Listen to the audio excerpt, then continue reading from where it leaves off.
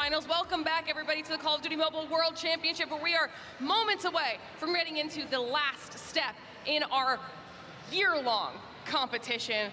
You've got Glitter Explosion up here, you've got Proper, and you've got Chip, but we've got a special guest, Hippo, joining us here on the desk. Coach, for, I can't even count how many teams at this point, but for Tribe, welcome. Thank you for hanging out with us. Well, thank you guys for having me. I'm so excited to be up here and talk with so many different things with you guys right now.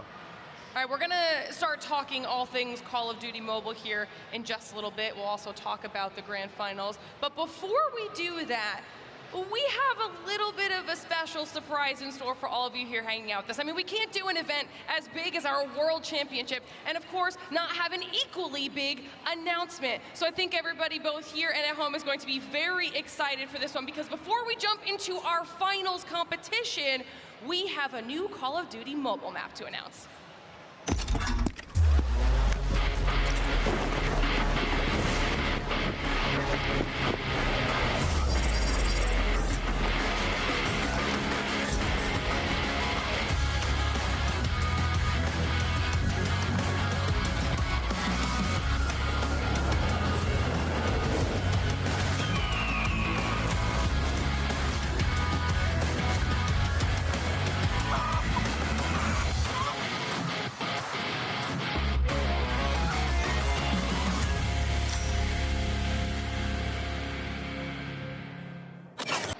Now, let's talk about this map a little bit, okay? Because it's smaller than Blackout, but larger than Alcatraz. Lots of compact POIs. We've got some seriously tall buildings. Like, depending on where you are it's going to be the most urbanized map for Call of Duty Mobile.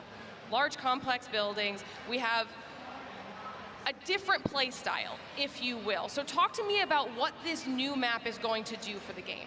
I think what's really interesting to talk about here is the fact that the Battle Royale players and the multiplayer players kind of have their own preferences in terms of how they like the game style and also just overall map style. The Battle Royale players tend to prefer larger scaled maps and do long range battles, and at the same time be able to be a bit more campy and do a lot of these things where, or in Alcatraz, if they really want to do that respawn mode and where they can have a bit more close range fights. But sometimes I find that these players might feel a little uncomfortable with that. Meanwhile, the multiplayer players don't exactly feel the same exact experience perhaps that they do in Alcatraz compared to multiplayer, because the intensity is just a little different. So being able to kind of marry both worlds together with KRAI, where you have these complex large structures so that you can still have these long range and intricate gunfights and like these nasty angles that you might want to find in a Battle Royale type of map, but at the same time, since they're so compact and so small at the same time, and also having these little urban areas that people can go around and